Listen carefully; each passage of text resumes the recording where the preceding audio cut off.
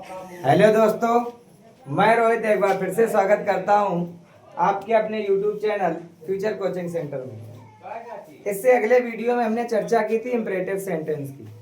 Imperative में चर्चा जो हुई थी वो साधारण वाक्यों पर हुई थी। साधारण वाक्य मतलब ये कि उसमें सलाह की भी बात की गई थी, साथ साथ आदेश की भी बात की गई थी और रिक्वेस्ट मतलब विनती की भी बात की गई थी। आज जो इस वीडियो में हम चर्चा करेंगे कि यदि वाक्य में नेगेटिव हो मतलब नकारात्मक हो उसकी चर्चा करेंगे, और नकारात्मक के अलावा जिन वाक्यों में नेवर का प्रयोग होगा उसकी चर्चा करेंगे। साथ में लेटस का प्रयोग, लेट मी का प्रयोग सभी की चर्चा करेंगे। देखो भाई, जैसा कि रूल नंबर आपका फर्स्ट है, ओकेटिव केस हमने आपको बता ही दिया था। देखो रूल नंबर जो इसका अगला है वो क्या है कि अगर रिपोर्टेड स्पीच के वाक्य में नॉट का प्रयोग हो तो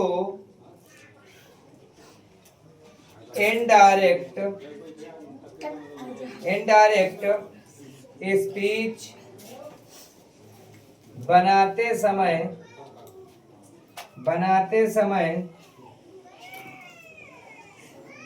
रिपोर्टिंग वर्ब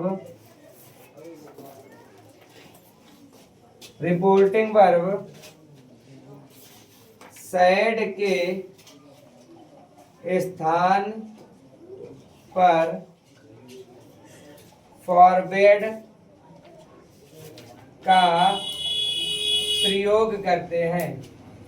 का प्रयोग करते हैं।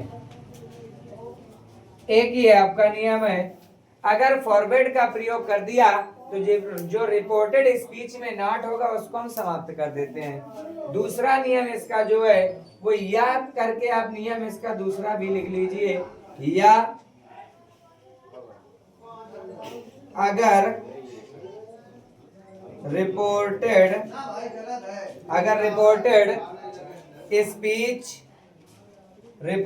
स्पीच के वाक्य में नॉट का प्रयोग हो तो रिपोर्टिंग वर्ब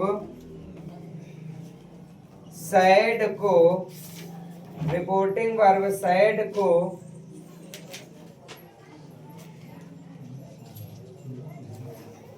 भाव के अनुसार बदल देते हैं। भाव के अनुसार बदल देते हैं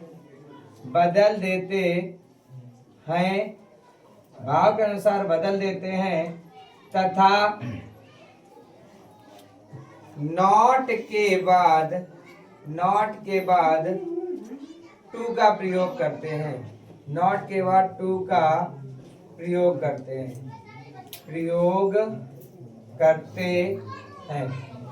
दोनों तरीकों से इसको हम बना सकते हैं। चाहो तो आप रिपोर्टिंग वर्ब साइड के स्थान पर फॉरवर्ड लगा लीजिए, चाहो तो आप क्या करो, रिपोर्टिंग वर्ब साइड को भाव के अनुसार बदलें, फिर क्या करेंगे, नॉट के बाद में टू का प्रयोग करेंगे। एग्जाम्पल जैसे आपका दिया गया है, एग्जाम्पल नंबर फर्स्ट है आपका ही said to me comma inverted comma do not tell a lie। मतलब क्या हुआ, he said to me, उसने मुझसे कहा, do not tell a lie का मतलब होता है बेटा झूठ मत बोलो। क्या कहा गया, झूठ मत बोलो। तो बात को समझना, चाहो तो आप यहाँ पर फॉरवर्ड लगा सकते हो, चाहो तो आप भाव के अनुसार बदल भी सकते हो।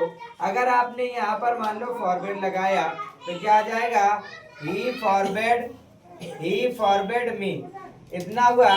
इसके बाद मैंने क्या कहा कि नॉट को समाप्त कर देते हैं, और जब नॉट को समाप्त करेंगे तो क्या आ जाएगा बेटा, आप सीधे कर दोगे टू, फिर क्या आ जाएगा टेले लाई, टू टेले लाई। अब अगर इसको आप ये बनाना चाहते हो कि मतलब इसको आप बना दो साथ में भाव के अनुसार बदलोगे तो क्या आ जाएगा, ये जो वाक्य बनेगा ये आ जाएगा क्या ही, मतलब उसने मुझसे कहा झूठ मत बोलो तो सलाह ही तो दे रहा है, क्या आ जाएगा ही एडवाइज्ड मी। फिर आ जाएगा आपका नॉट, फिर आएगा टू, नॉट के बाद आएगा टू, फिर आ जाएगा tell a lie, tell a लाई मतलब उसने मुझे सलाह दी झूठ मत बोलो, चाहो तो ये बना लो, चाहो तो ये बना लो। दोनों तरीके से वाक्य आपका सही है और दोनों रूल के मुताबिक दोनों वाक्य, एक वाक्य को दो तरीके से हमने आपको बना के दिखा दिया है।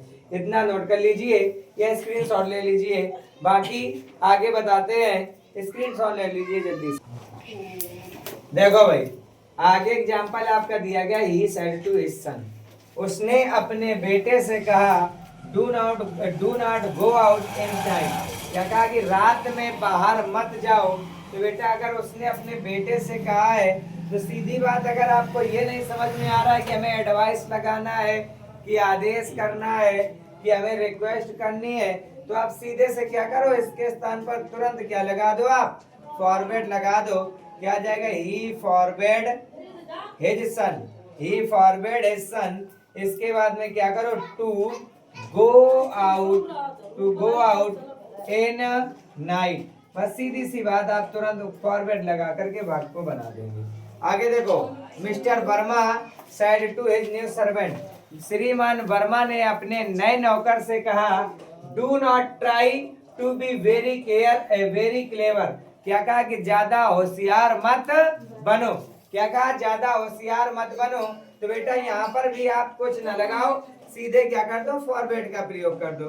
क्या आ जाएगा, मिस्टर वर्मा, इसके बाद में आ जाएगा फॉरवर्ड, मिस्टर वर्मा फॉरवर्ड, फिर आ जाएगा his new servant, his new servant मतलब क्या हुआ, श्रीमान वर्मा ने अपने नए सर्वेंट को मना किया। टू मीन्स की try to be very clever, be very clever. आगे देखो अगला बेटा, जैसे आपका दिया गया है, he said to me comma inverted comma do not abuse him, उसने मुझसे कहा उसे गाली मत दो। अगर उसने ये कहा है कि उसे गाली मत दो तो कहीं ना कहीं क्या किया है, सलाह ही दी है। और सलाह अगर आप नहीं लगाना चाहते हो, सीधी सी बात आप क्या करोगे, ही फॉरवर्ड फिर क्या आ जाएगा, मी, ही फॉरवर्ड मी, फिर टू, फिर क्या आ जाएगा, एब्यूज हिम। इस तरीके से जो आपके और एग्जाम्पल थे वो हमने बता दिए। इन एग्जाम्पलों से समझ में ये आता है कि जो आपको है वो अच्छे से समझ में आ गया होगा। और इसके बाद अगले रूल की ओर चलते हैं, जब तक कि इसको नोट कर लीजिए। देखो भाई आगे बात की जाए, हमने आपको कहा था कि नेवर का प्रयोग साथ में पढ़ाया जाएगा। तो नेवर के प्रयोग का जो रूल है वो ये है कि अगर रिपोर्टेड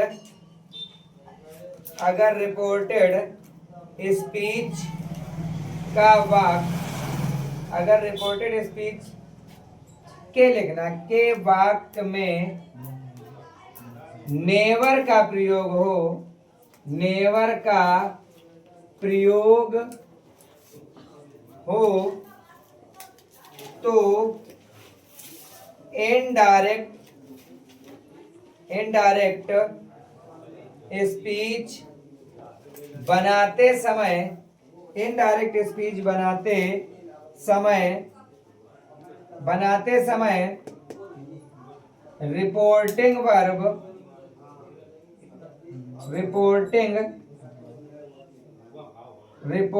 वर्ब सैड के स्थान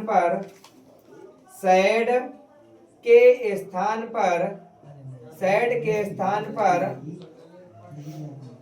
एडवाइज्ड का प्रयोग करते हैं, एडवाइज्ड का प्रयोग करते हैं तथा नेवर के बाद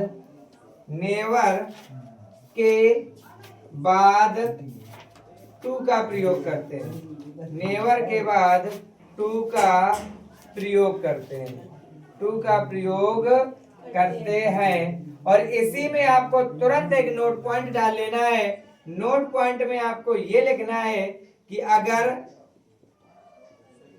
रिपोर्टेड स्पीच के वाक्य में, अगर रिपोर्टेड स्पीच के वाक्य में नेवर का प्रयोग हो, तो रिपोर्टिंग वर्ब सैड के स्थान पर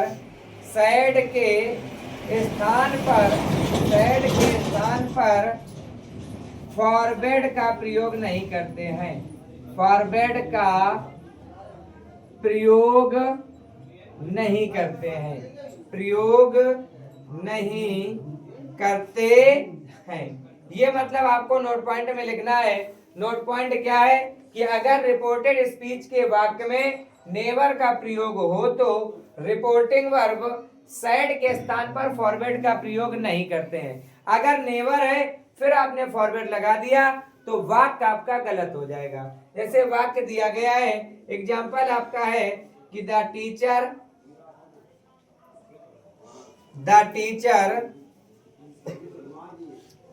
said to the student, मतलब क्या हुआ, अध्यापक ने विद्यार्थी से कहा नेवर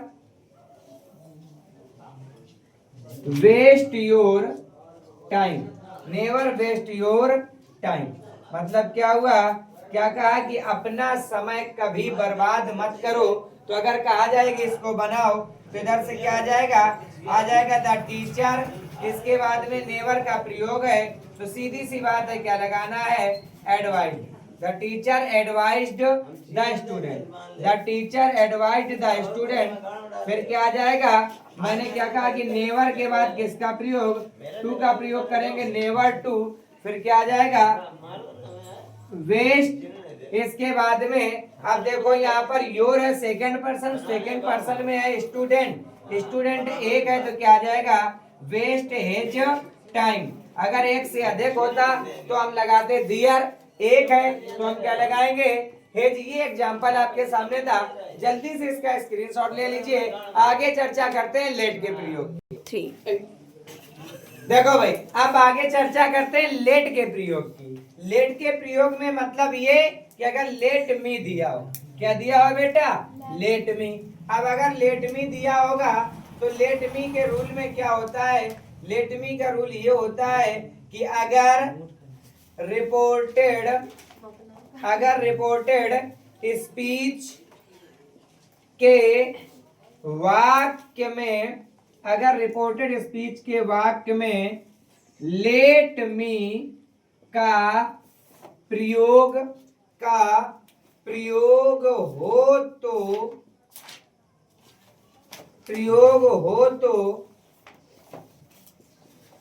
इनडायरेक्ट स्पीच बनाते समय रिपोर्टिंग वर्ब सैड के स्थान पर, रिपोर्टिंग वर्ब सैड के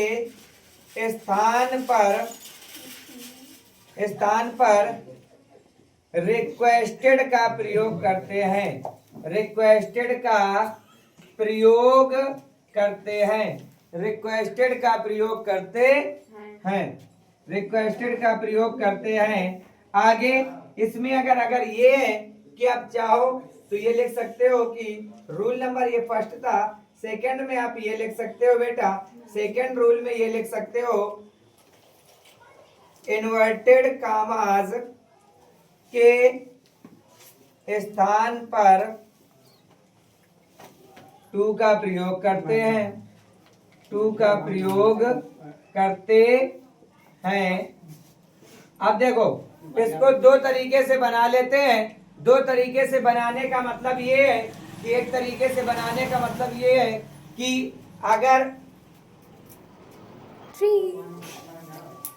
देखो भाई वाक्य को दो तरीके से इसलिए बना सकते हैं, जैसे देखो दिया गया है he said to his officer, he said to his officer, मतलब उसने अपने ऑफिसर मतलब अधिकारी से कहा, क्या कहा, let me go home, let me go home, मुझे घर जाने दो। क्या कहा, मुझे घर जाने दो। अगर इसको आप बनाओगे तो क्या आ जाएगा, आ जाएगा he requested, he requested, he requested his officer, he requested his officer, मतलब उसने अपने अधिकारी से विनती की। अब इसको दो तरीके से ऐसे बना सकते हो, या तो आप पहले टू लगाओ फिर लगा लो लेट, और मी फर्स्ट पर्सन, फर्स्ट पर्सन में है ही के अनुसार क्या हो जाएगा him, let him go home. एक तरीका ये, दूसरा तरीके से इसको ये बना सकते हैं, क्या आ जाएगा he requested, he requested his officer, he requested his officer, आगे आपका आ जाएगा क्या, दैट, दैट के बाद में क्या लगाओगे बेटा, दैट के बाद में लगाओगे ही के बाद फिर ही, क्यों, क्योंकि ये फर्स्ट पर्सन में इधर ही है, आप भी कर दो, फिर आप लगा सकते हो क्या, might be allowed to, might be allowed to, इतना करोगे फिर क्या आ जाएगा, गो होम। आप चाहो तो इस तरीके से भी बना सकते हो, चाहो तो ऊपर वाले तरीके से, दोनों तरीके आपके सही हैं और दोनों तरीके में आपका सही माना जाएगा। ये थे आपके लेट मी का प्रयोग का, और लेट मी प्रयोग का एग्जाम्पल आपके सामने है, इसका जल्दी से स्क्रीनशॉट ले लीजिए। देखो भाई आज की जो क्लास थी या आज के वीडियो में हमने चर्चा की इंपरेटिव सेंटेंस के नेगेटिव की, नेगेटिव के साथ में चर्चा की नेवर की, नेवर के अलावा इसी में हमने चर्चा की कि लेट मी के प्रयोग की, लेट मी के प्रयोग के भी मैंने आपको एग्जाम्पल बताए, सभी तरीके के एग्जाम्पल हमने आपको बताए। आज की वीडियो में यहीं तक बात करते हैं और कल लेकर के आएंगे एक और अच्छी सी वीडियो जिसमें चर्चा करेंगे लेटेस्ट का, लेटेस्ट के साथ साथ एक एक्सरसाइज पूरी करवाएंगे और इसके बाद में आगे परिचय करवाएंगे एक्सक्लेमेटरी का। तो मिलते हैं अगले वीडियो में। अगला वीडियो हमारा देखने के लिए हमारे फ्यूचर कोचिंग सेंटर को, फ्यूचर कोचिंग सेंटर चैनल को सब्सक्राइब करें, साथ में बेल आइकन को दबाना ना भूलें ताकि आने वाला वीडियो आपके पास, आने वाले वीडियो का नोटिफिकेशन आपके पास आता रहे। ठीक है, मिलते हैं अगले वीडियो में, तब तक के लिए जय हिंद।